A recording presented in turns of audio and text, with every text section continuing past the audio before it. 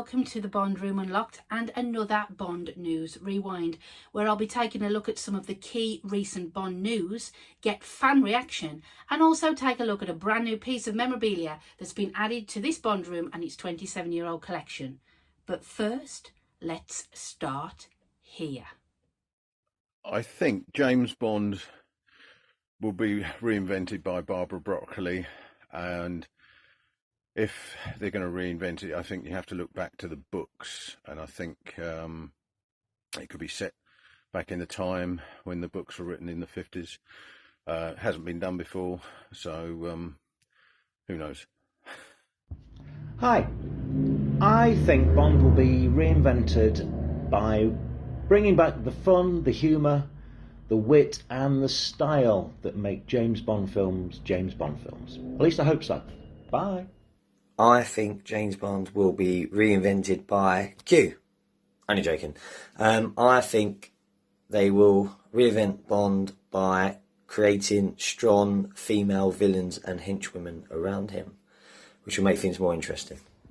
I think that Bond will be reinvented by somebody other than Broccoli and Wilson. Now, producer of the Bond films, Barbara Broccoli, has made a recent statement regarding the future of Bond. We are reinventing who he is, and it will take time. Now, this really is nothing new because every new actor that has took on the role of James Bond has reinvented it and made it their own.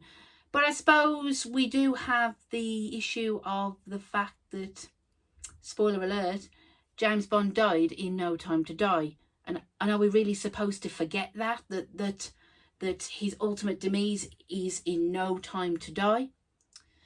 Thank you to Shaun, Nick, Matt and Ian regarding their thoughts on the reinventing element. And I want to just break down a little bit about what the guys have said and what it means. Remember, these are opinions and there's no right or wrong answer. It's all subjective.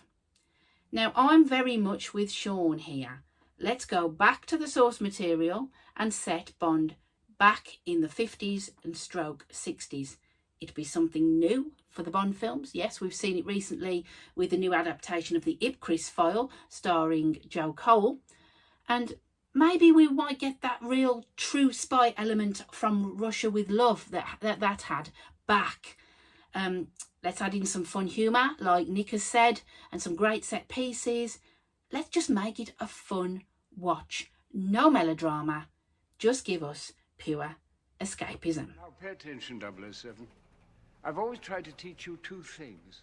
First, never let them see you bleed. And the second? Always have an escape plan.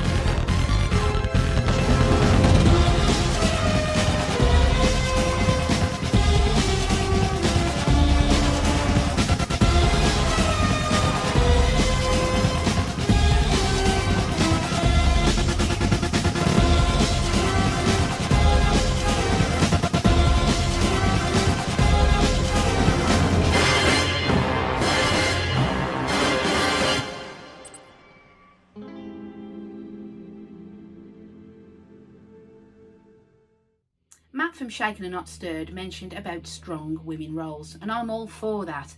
We don't need a female 007 or a female Bond. We just need good entertaining roles for women, and I'm all for having a female villain again. It's been since 1999 when we saw the fabulous Sophie Marceau play Electra King. What a shame.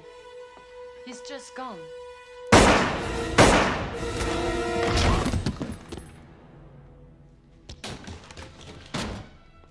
Ian's comment intrigues me.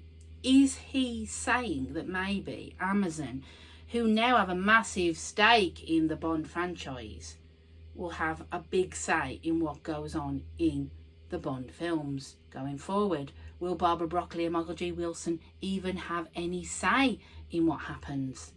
Let us know what you think on this subject and what it all means. Now, fans have been hitting the roof over actor Henry Cavill's latest #1 Botanicals advert that was released recently. Now, it's no secret that Cavill wants the role of Bond, and after losing out to Daniel Craig in 2005, he is chomping at the bit for it.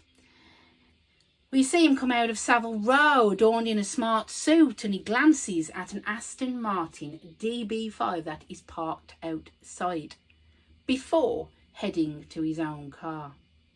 What has this guy got to do to get the role?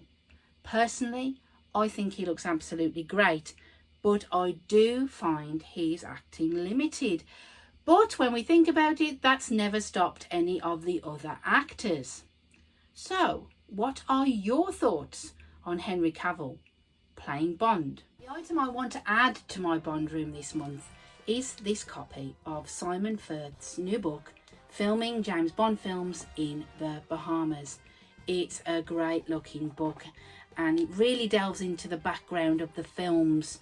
It's got sumptuous photos, really in-depth information about how things were filmed, and my copy has a bonus because it has been autographed by one of my favourite Bond girl actresses, Luciana Paluzzi, who portrayed Fiona Volpe in Thunderball, and it is number 21 of 100, and it's a great addition to add to my collection, and it is very informative too. So make sure you get a copy of this book. It's one that you will want if you love locations and you love Bond.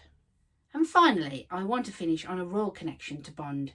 Let's look back to the 5th of June 2022, 70 years of the Queen on the throne, and an amazing pageant that was put on for her, involving a selection of Bond cars across those 7 decades, and they were driven by stunt drivers that worked on the films, the likes of Vic Armstrong, Gary Powell, Paul Edmondson, to name but a few.